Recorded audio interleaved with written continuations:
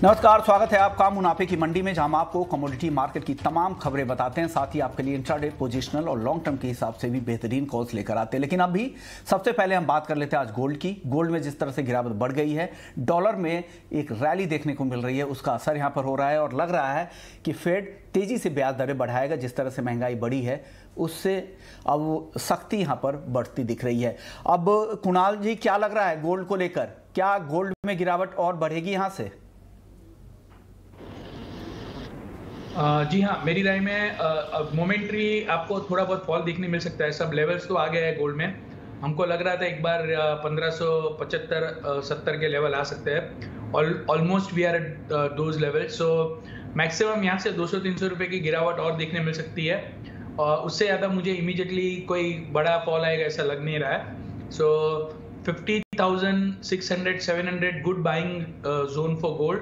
350 का stop loss रखी है और मुझे लग रहा है कि आज थोड़ा बाउंस बैक आपको इवनिंग सेशन में देखने मिल सकेगा गोल्ड में। और चांदी पर कुणाल जी क्या लग रहा है? चांदी में भी गिरावट और बढ़ेगी? आज भी करीब करीब 800 रुपए की कमजोरी एमसीएक्स पर दिख रही है। सिल्वर में भी around 63,000 is a good level to go long. तो सिल्वर में भी आप बाइंग कर सकते हैं और सिल्वर भी मुझे 63,000 में बाई करोगे तो 64,100-200 तक के लेवल दिखेंगे।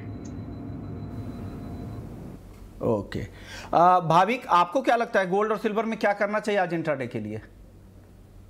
विष्णु जी, मुझे लग रहा है कि सिल्वर में थोड़ी और बिकवाली आ सकती है। अगर हम डॉलर देखें तो 5 साल के हाई के ऊपर है और एक्सपेक्टेशन है कि जो फेड की मीटिंग है उसमें 50 बेसिस पॉइंट्स रेट हाइक होने वाला है। और हमने देखा कि बेस मेटल्स में भी थोड़ी गिरावट आई है, तो उसकी वजह से भी चांदी अगर देखें तो ज़्यादा अंडर परफॉर्म हो रही है। तो अगर गोल्ड और सिल्वर में से एक इंट्राडे कॉल लेना है तो मैं सिल्वर के शॉर्ट की रिकमेंडेशन करूँगा, सेल ऑन राइज का। क्योंकि अगर चार्ट में देखें तो अभी ब्रेक डाउन है और जब तक आई थिंक $24 के ऊपर नहीं जाता सिल्वर, तब तक मुझे लग रहा है कि सेलिंग प्रेशर देखने को मिलेगा। तो मे कॉन्ट्रैक्ट अराउंड 64,200 के करीब आता है तो शॉर्ट कर सकते हैं 63,400 के टारगेट के लिए और स्टॉप लॉस रख सकते हैं 64,800 का।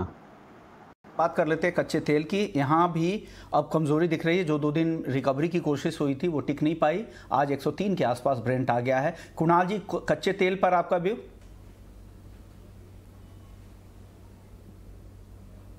जी, मुझे लग रहा है कच्चे तेल में भी सेलिंग प्रेशर थोड़ा इंट्राडे में आपको देखने मिलेगा। डॉलर स्ट्रेंथ की वजह से आपको 7610, 7600 के लेवल देखने मिल सकते हैं। पर जो सबसे बड़ा ट्रिगर पॉइंट है कच्चे तेल में, दैट इज रशिया और यूरोप के बीच में क्या चल रहा है। अगर रशिया और 1-2 कंट्री के ऊपर ये गैस भेजना बंद करती है, जैसे पोलैंड पे किया, तो उसके कारण डीजल, हीटिंग ऑयल, ये सब चीज़ के प्राइस बढ़ जाते हैं और इसके कारण कच्चे तेल में भी तेजी आ जाती है। सो डॉलर की स्ट्रेंथ को देखते हुए मुझे लग रहा है एक बार कच्चा तेल नीचे आएगा। सो इंट्राडे के लिए यहाँ से 77.20 में बेच के 77.90 का स्टॉप लॉस रखिए और 76.10 के टारगेट के लिए आप वेट कर सकते हैं। ओके, सुगंधा जी, आपका व्यू कच्चे तेल को लेकर? आपको भी लग रहा है कि कच्चे तेल में यहाँ से नरमी आएगी?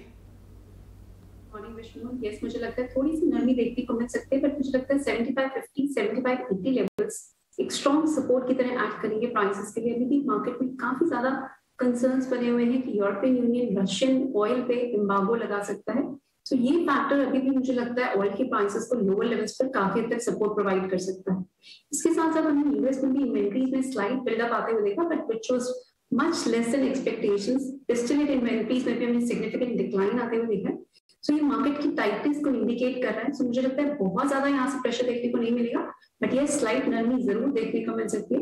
बिकॉज चाइना में जो एक्सटेंडेड कोविड लॉकडाउन है उसकी वजह से डिमांड काफी ज्यादा हर्ट हो रही है।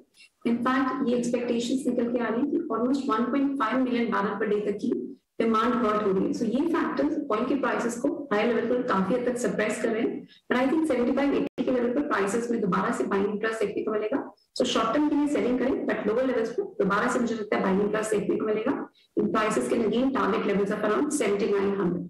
7900 हैविंग सेड, मुझे लगता है एक स्ट्रॉन्ग रेजिस्टेंस की तरह वर्क करेगा। जब तक ये लेवल नहीं ब्रेक हो जाता, प्राइसेस स्लाइटली एक रेंज में ही ट्रेड करेंगे, जहां डाउन साइड 75-80 रहेगी एंड हायर साइड 7900 पे प्रोडक्ट रहेगा।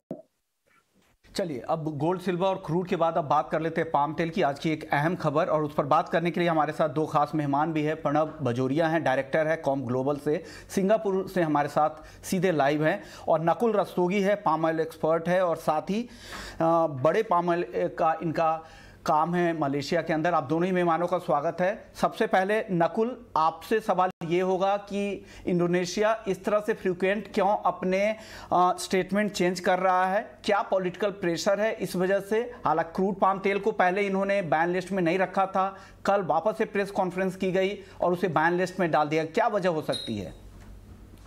देखिए, इंडोनेशिया का तो ज्यादातर चीजें जो होती है पॉलिटिकल होती हैं, उसमें कॉमर्शियल सेंस या मार्केट का कोई ज्यादा लेना देना नहीं होता है। पहले भी जब इन्होंने बैन लगाया था और कहा था कि डीएमओ रहेगा, लोकल प्राइसेस बहुत ज्यादा हैं, तो इसलिए पहले डोमेस्टिक माल देना पड़ेगा लोगों को, उस डोमेस्टिक माल के अगेंस्ट उनको एक्सपोर्ट कोटा मिलेगा तो वो एक्सपोर्ट कर सकते हैं। लोगों ने देना चालू किया, सब चलता रहा, लेकिन उसके बाद एकदम से फिर से फ्लिप फ्लॉप हुआ। उन्होंने कहा हाँ भाई कोई जरूरत नहीं है डीएमओ देने की, और सीधे कोई बस कोटा बांध दिए लोगों के, कंपनीज के, कि आप माल दीजिए। लेकिन वो कोई इफेक्ट नहीं आया उसका, क्योंकि अगर आप लिवरेज दोगे इंडस्ट्री को तो इंडस्ट्री तो आराम से एक्सपोर्ट कर रही है, सिर्फ उनको एक्सपोर्ट में ज्यादा पैसे मिल रहे हैं। फिर उन्होंने कहा नहीं, there be a subsidy. Subsidy का किसी को यही नहीं पता कि उस सब्सिडी को अगर आप क्लेम करोगे तो कैसे क्लेम करोगे। अगर आपने तेल दे भी दिया गवर्नमेंट एजेंसीज को तो आपको सब्सिडी कैसे मिलेगी? And the price difference is huge. आज की डेट में अगर $1700-1800 का एक्सपोर्ट कर सकता है आदमी, उसके बदले में उनको $950 में वहां लोकल में देना है, तो इससे अच्छा कुछ नहीं करो। अब कल एकदम से नया आ गया कि पहले, अब ये बीच में बात सुबुगाहट चल रही थी कि ये अल्टीमेटली लोकल दाम नहीं बढ़, बहुत ज्यादा है, तेल मिल नहीं रहा है, तो इसलिए हो सकता है बैन करने की कुछ बात थी। अल्टीमेटली वो आ गया और उसमें बोला गया हम आरबीडी पामोलिन सिर्फ बैन करेंगे, which is the most consumed oil in Indonesia, local में भी और एक्सपोर्ट के लिए भी। लेकिन हम सबको अंदाजा था, जितने इंडस्ट्री में, आई एम श्योर प्रणव भी बोलेगा यही, हम लोग सबको अंदाजा था कि पामोलिन बनती है आरबीडी पाम ऑयल से, आरबीडी पाम ऑयल बनता है सीपीओ से। तो अगर आप पामोलिन को अलाउ नहीं करोगे लेकिन सीपीओ और आरबीडी पाम ऑयल को अलाउ करेंगे तो वही चला जाएगा सिर्फ। फिर भी कोई ओलियन नहीं देगा लोकल में। इसलिए शायद प्रेसिडेंट को खुद इंटरवीन करना पड़ा, लेकिन डिसास्ट्रस है, एब्सोल्युटली डिसास्ट्रस। देखिए, दो चीजें हैं। एक तो ये लॉजिस्टिकल नाइटमेयर क्रिएट किया है इन्होंने सबके लिए, पूरे वर्ल्ड के लिए। हमारी वेसल्स खड़ी हुई हैं वहां पे जाके, जो माल लोड नहीं कर सकती, क्योंकि वेसल तो कोई टैक्सी भी टाइम से नहीं आती। वेसल कैसे आ सकती है 28 से पहले? तो जो वेसल अब पहुंच रही हैं उनका माल नहीं है। दूसरा, ये उनका टोटल पॉलिसी फेलियर है।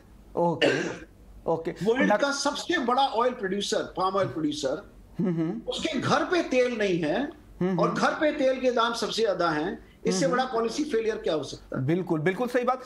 नकुल, एक और सवाल आपसे ये होगा कि बहुत सारे ऐसे क्या शिपमेंट भी रोके गए हैं नेवी की तरफ से? मलेशिया से भी ऐसी खबर आ रही है, इंडोनेशिया की तरफ से, या सिर्फ ये अफवाह है, या इस तरह के भी फैसले हो रहे हैं, इस तरह के भी कदम उठाए जा रहे हैं? नहीं, सच्चाई है। क्या हुआ था कल, जो हम लोगों को रिपोर्ट है, जो सब जगह सर्कुलेट हो रही है, 3 वेसल डिटेन हुई थी शुरू में, और उसके बाद वो 3 वेसल उन्होंने डिटेन करके उसके पेपर वर्क चेक कर रहे हैं। कोई इश्यू नहीं है इस मामले में, क्योंकि हमारी अपनी 2 वेसल्स निकली हैं कल शाम को, वो आराम से मलेशियन वाटर्स में आ गई, कोई चेकिंग नहीं, कुछ नहीं। जो लोग ऐसे हैं इंडोनेशिया में या इंडस्ट्री में जिनके लिए पहले से इंडोनेशियन गवर्नमेंट सतर्क है, जिनका आपने सुना होगा, बीच में इन्वेस्टिगेशन भी चल रहा है इंडोनेशिया में, कि जब डीएमओ दिया था इन्होंने, तब कुछ कंपनीज ने बिना डीएमओ करे एक्सपोर्ट परमिट लेके माल एक्सपोर्ट किया, तो वो नाम भी आए थे प्रोमिनेंटली, रॉयटर्स में भी, सब जगह। तो ये जो करा जा रहा है, ये एक्शन जो है, और अभी आज तो क्लेरिफिकेशन भी आ गया है, शायद गवर्नमेंट ऑफ इंडोनेशिया ने क्लेरिफिकेशन दिया है, वो मेरे पास कहीं पे है, कि the vessels were detained for the paper work. One vessel did not have enough vessel specifications specified और समथिंग, और जो मेथनॉल की वेसल थी या जो पाम ऑयल थी, उसके एक्सपोर्ट परमिट नहीं था। तो बात साफ है कि ये जो रोके गए हैं, वो पेपर की वजह से रोके गए हैं, इसमें पाबंदी, एक्सपोर्ट पाबंदी से कोई लेना नहीं की वजह से हमारी 2 वेसल निकली हैं। मेरी नॉलेज में एक और हमारे एक्सपोर्टर है, उनकी 3 वेसल गई हैं, और बड़ी बड़ी, हमारी वेसल छोटी नहीं होती, 45,000 टन की वेसल होती है। ये सारी वेसल निकल के अब तक तो मलेशियन वाटर्स में पहुंच गई, कोई चक्कर नहीं है। क्योंकि मैं आपको बताऊं, 28 अप्रैल से पहले अगर आपको एक्सपोर्ट करना था तो भी आपके पास एक्सपोर्ट परमिट जरूरी था, और गवर्नमेंट इमीडिएटली दे रही थी। मतलब हमने फाइल किया, ये वेसल है, ये माल लेके जाएगी, और हमारा ये कॉन्ट्रैक्ट्स है, उन्होंने इमीडिएटली एक्सपोर्ट परमिट दे दिया। हमारे पास परमिट है, आपने एक्सपोर्ट किया, कोई तकलीफ नहीं। ये जो वेसल निकली हैं, इनका पेपर वर्क पूरा नहीं था, इन्होंने हेस्टेडली जल्दी से बस एक्सपोर्ट कर दिया, और तो इसलिए डिटेन्ड है। होपफुली वो भी छूट जाएंगी अगर वो बता पाएंगे कि क्या अर्जेंसी थी या पेपर वर्क क्यों, लेक ऑफ पेपर वर्क था। बाकी ऐसा कुछ नहीं हो रहा है। आपसे मेरा सवाल होगा, प्रणब बजोरिया जी, आपसे सवाल होगा, क्या इंडोनेशिया के लिए आसान होगा, it will be easier for Indonesia to keep exports on ban list for a longer period of time? क्योंकि आप एक बड़ा उत्पादक है, इतने बड़े प्रोड्यूसर होने के बाद क्या आपके लिए लंबे समय तक रोक कर एक्सपोर्ट बैन करके आपके लिए दिक्कत नहीं होगी? Correct. The answer is absolutely not. They cannot keep this ban for a very long time. पिछले साल भी आप देखेंगे तो इंडोनेशिया की प्रोडक्शन लगभग 460-470 लाख टन की थी, और उसमें से जो प्रोडक्ट्स उन्होंने अभी बैन किए हैं उनका उन्होंने 280 लाख टन का एक्सपोर्ट किया था इस साल। उसके ऊपर there's some production growth also. तो मतलब लगभग 250 लाख टन पर मंथ के प्रोडक्ट्स इंडोनेशिया एक्सपोर्ट कर रही थी, जो उन्होंने अभी बैन किया है। So this will build inventories within Indonesia at that same pace, and Indonesia also does need the export market to move its palm oil, which is a perishable commodity. So this ban is likely to last at least till say 7th May because of holidays in Indonesia. शायद उसके 1-2 हफ्ते बाद, लेकिन उसके बाद में they will definitely revisit this. और government ने, इंडोनेशियन गवर्नमेंट ने खुद ने इंडिकेट तो किया है that what they expect is this ban will take place, the price of local cooking oil will come down, and then they will revise this decision. So this is just a matter of a few weeks, and in that time India के पास pipeline और port पे edible oil stocks है, और mustard crop है जो harvest हुआ है, जो क्रश हो रहा है, तो वो ऑयल इंडिया को तब तक सस्टेन करेगी। ओके, बिल्कुल। तो प्रणब ने ये चीज साफ कर दी कि यहाँ तो पाइपलाइन में है ही, शिपमेंट भी कई सारे रास्ते में है, जो यहाँ पर सप्लाई की दिक्कत कुछ हफ्ते नहीं होने वाली है, और कुछ हफ्ते के बाद इंडोनेशिया भी वापस से बैन लिस्ट हटा सकता है, ऐसी उम्मीद है। विश्व, मैं आपको ये भी बताऊं कि अभी क्या हो रहा है कि मोर और लेस जितने भी बड़े बड़े प्रोड्यूसर्स हैं, अभी गवर्नमेंट ने कल ऐसा कुछ हम लोगों के प्लांट को ही बताया, उन्होंने कहा कि 5,000 रुपया पर लीटर की वो सब्सिडी दे रहे हैं, which is a good subsidy, क्योंकि लोकल मार्केट क्रैश हुआ, सीपीओ की प्राइसेस कम हुई, तो अभी चूंकि और कोई काम नहीं है प्लांट्स के पास, तो काफी अच्छी सप्लाई चालू हुई है रिफाइंड ऑयल की गवर्नमेंट ऑफ इंडोनेशिया को, जो भी उनके चैनल्स थे। तो जैसा प्रणब कह रहा है, लगता है अगले 7 दिन 10 दिन में उनके पास खुद ही इतना तेल हो जाएगा कि वो बोलेंगे अब रहने दो, अब एक्सपोर्ट करना चालू करो।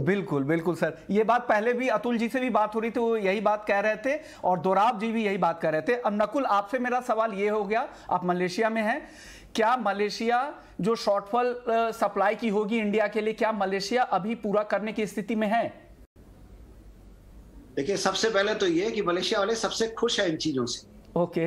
लेकिन क्या वो प्राइसिंग वही रखेंगे, एक्सपोर्ट टैरिफ वही रहेगा इंडिया के लिए जो अभी चलते आ रहा है? नहीं, टैरिफ तो है ही नहीं। मलेशिया में 8% टैक्स लगता है सीपीओ पे, which is negligible compared to the prices and the revenues जो हमारी प्राइसेस आजकल चल रही हैं।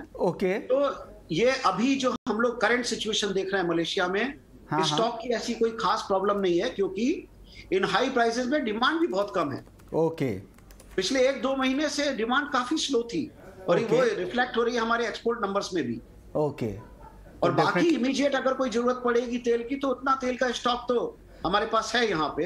हाँ, दाम देने पड़ेंगे बायर को, लेकिन मैं आपको बताऊं, हम एक्सपोर्ट करते हैं मिडिल ईस्ट कंट्रीज में, टर्की और अफ्रीकन कंट्रीज में। डिमांड का हाल यह है कि बायर से पूछो भाई, कुछ माल उनको कुछ प्राइस नहीं करना अभी, सबको लग रहा है कि ये सब गलत है।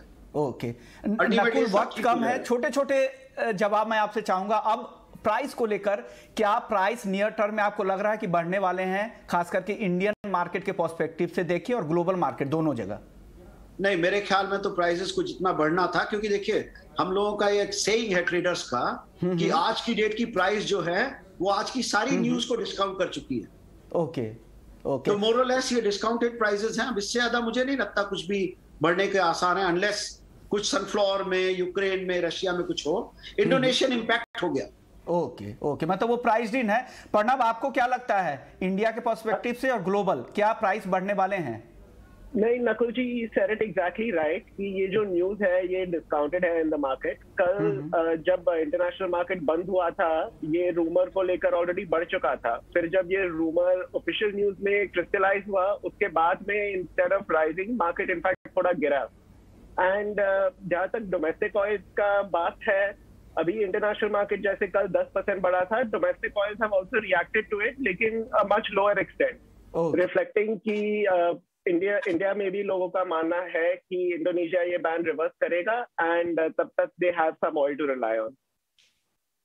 शुक्रिया नकुल जी आपका और प्रणव आपका। आप लोगों ने वक्त निकाला मलेशिया से और सिंगापुर से और हमारे लिए ईटी नाउ स्वदेश के लिए, और पाम तेल को लेकर अहम डिटेल्स दी। ग्राउंड पर वहां क्या चल रहा है, इंडोनेशिया की स्थिति क्या है, इंटरनेशनल मार्केट की स्थिति क्या है और प्राइसिंग क्या आगे रह सकते हैं। शुक्रिया सर एक बार फिर से आपका।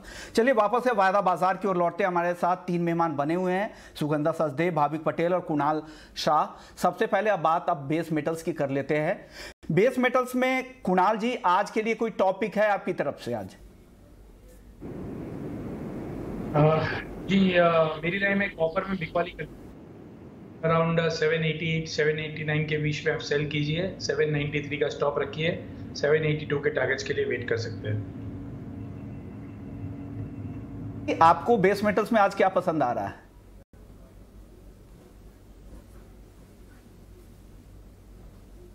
सुगंधा जी, बेस मेटल्स पर आपकी राय? विश्वमोहन, मुझे लगता है एल्यूमिनियम बाइंग करके चल सकते हैं। चाइना ने बहुत ज्यादा इंडिकेशन दिए हैं कि वो फर्दर मॉनेटरी सपोर्ट करेंगे इकोनॉमी को। इसकी वजह से मुझे लगता है बेस मेटल्स के प्राइसेस में लोअर लेवल से कुछ हद तक रिकवरी देखने को मिलेगी। इवन दो डॉलर इंडेक्स में सिग्निफिकेंट सर्ज आते हुए देखा है जो प्राइसेस को हाई लेवल्स पे कैप कर रहा है। बट मेरी आज के लिए टॉपिक रहेगी एल्यूमिनियम। 256 के लेवल्स पर बाइंग इनिशिएट कर सकते हैं। स्टॉप्स रहेंगे 254 और हमारे टारगेट्स रहेंगे 259 ऑन द हायर साइड। इसके साथ साथ मुझे लगता है जिंक में भी बाइंग इंटरेस्ट देखने को मिलेगा। जिंक में मेरी बाइंग की प्राइस रहेगी at levels of around 355.50, stops रहेंगे 354 और हमारे टारगेट्स रहेंगे 358.50। जिंक और एल्युमिनियम टॉपिक है सुगंधा जी की तरफ से। अब भाविक आप बताइए, आपकी तरफ से कोई एक टॉप ट्रेड मेटल में? जी, मैं कॉपर में मे कॉन्ट्रैक्ट में शॉर्ट के रिकमेंडेशन करूंगा। कॉपर हमने देखा है कि चाइना की वजह से काफ़ी डिमांड हर्ट हुई है और रेंज भी 810 से 840 का जो था एक महीने का, उसको भी ब्रेक डाउन कर दिया है। तो आई थिंक जब तक 810 के ऊपर नहीं जाता है तब तक पोजिशनली मैं लॉन्ग नहीं रिकमेंड करूंगा। और इंट्राडे 791 के आसपास शॉर्ट कर सकते हैं 784 के टारगेट के लिए, और स्टॉप लॉस रख सकते हैं 797 का। ओके सुगंधा जी, नेचुरल गैस में क्या करना चाहिए? क्या खरीदारी का अभी भी मौका है? काफी तेजी आई थी, हालांकि बीच में मुनाफा वसूली भी दिखी, आज क्या करें? मुझे लगता है अभी भी ये तेजी कंटिन्यू रहेगी बिकॉज रशिया ने पोलैंड और बल्गेरिया को जो एक्सपोर्ट्स थे, गैस के एक्सपोर्ट से, उनको बैन कर दिया है just because of the disputed payment terms. और ये थ्रेट अभी भी बना हुआ है कि अदर यूरोपियन नेशंस को भी रशिया अपनी गैस की सप्लाई रोक सकता है because Russia is seeking the gas payments in noble terms, जिसके लिए भी यूरोपियन नेशंस एग्री नहीं कर रहे हैं। सो इसकी वजह से गैस की सप्लाई काफी हद तक आने वाले टाइम में हर्ट हो सकती है। मुझे लगता है नेचुरल गैस के प्राइसेस इसी रीजन की वजह से सपोर्टेड रहेंगी। सो मेरी एडवाइस रहेगी on small dips at levels of around 558 buying करके चल सकते हैं। स्टॉप्स रहेंगे 550 और हाई साइड में हमारे टारगेट्स रहेंगे 568 से 570। हैविंग सेड 585 एक स्ट्रॉन्ग होल्डर रहेगा प्राइसेस के लिए जब तक ये हायर साइड पे ब्रेक नहीं हो जाता। बहुत ज्यादा तेजी देखने को नहीं मिलेगी, 585 पे प्राइसेस कैप रहेंगे। चलिए अब रुपए की चाल पर भी नजर डालना जरूरी है क्योंकि रुपए में कमजोरी दिख रही है। हम अभी जान ही रहे हैं कि जो डॉलर इंडेक्स है वो करीब 20 साल के हाई पर है। कुणाल जी, क्या लग रहा है, रुपए में और कमजोरी बढ़ने वाली है यहां से?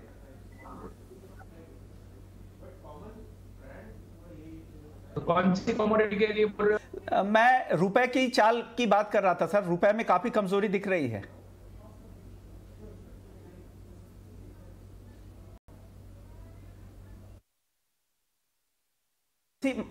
करेंसी मार्केट पर आपका व्यू चाहिए था सर, शायद आपका ऑडियो म्यूट आ रहा है। सॉरी मेरी राय में रुपये में आपको और थोड़ी कमजोरी देखने मिल सकती है। डॉलर इंडेक्स लगातार मजबूत हो रहा है, तो बहुत ज्यादा नहीं पर थोड़ी बहुत कमजोरी और देखने मिल सकती है। ऑयल भी कंटेंट है, 120-25 वाला $100 है, तो 20 से 25 पैसे की आपको गिरावट देखने मिल सकती है, उससे ज्यादा कुछ लंबी चाल नजर नहीं आ रही है। ओके, 20-25 पैसे की और कमजोरी यहाँ से दिख रही है। अब आपका व्यू सुगंधा जी करेंसी मार्केट पर? मुझे लगता है कुछ हद तक हम रुपये को रिकवर करते हुए देखेंगे, बिकॉज अगर हम स्पॉट मार्केट के लेवल्स की बात करें तो 76.70 एक स्ट्रॉन्ग सपोर्ट की तरह एक्ट कर रहा है for the Indian rupee. Even तो हमने डॉलर इंडेक्स में 5 ईयर हाइस की तरफ मूवमेंट आते हुए देखी है, बट स्टिल 76.70 का लेवल एक क्वेश्चन की तरह एक्ट कर रहा है। But yes, overall trend weak ही रहेगा for the Indian rupee, but मुझे लगता है आज के लिए कुछ हद तक रिकवरी देखने को मिल सकती है। सो थोड़ा सा लो लेवल्स की वेट करें। इन द फ्यूचर्स मार्केट 76.60 के लेवल पर मैं दोबारा से यूएसडी INR पेयर में बाइंग की एडवाइस दूंगी, और हमारे हाई साइड में टारगेट्स रहेंगे 77 तक के, और मुझे लगता है 77 मार्क पर यूएसडी INR पेयर रेस्ट्रिक्टेड रहेगा। सो 76.60 पे बाइंग करें with stop of 76.40 and targets of 77। Okay, चलिए करेंसी मार्केट के बाद कुछ आएगी मार्केट की भी चाल पर नजर डाल ले। मसालों में आज चौतरफा कमजोरी दिख रही है, कोई टॉपिक है आपकी तरफ से भाविक आज मसालों में? जी, मसालों पे सारे हम आज प्रॉफिट बुकिंग देख रहे हैं, और धनिया मुझे लग रहा है कि और नीचे जा सकता है। अराइवल जो है वो स्टेडी है, तो उसकी वजह से भी प्राइसेस में थोड़ा प्रेशर आ रहा है। तो धनिया जो मे कॉन्ट्रैक्ट है वो अराउंड 12,450 पे मैं शॉर्ट के रिकमेंडेशन करूंगा।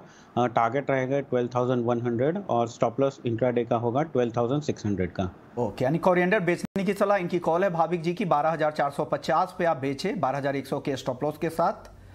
टारगेट है 12,100 का, जो स्टॉप लॉस लगाना है 12,600 का। शुक्रिया भाविक आपका, सुगंधा आपका और कुणाल जी आपका, आप लोगों ने वक्त निकाला हमारे लिए और बेहतरीन ट्रेडिंग कॉल्स दिए। तो मुनाफे की मंडी में फिलहाल इतना ही, लेकिन आप बने रहिए हमारे साथ।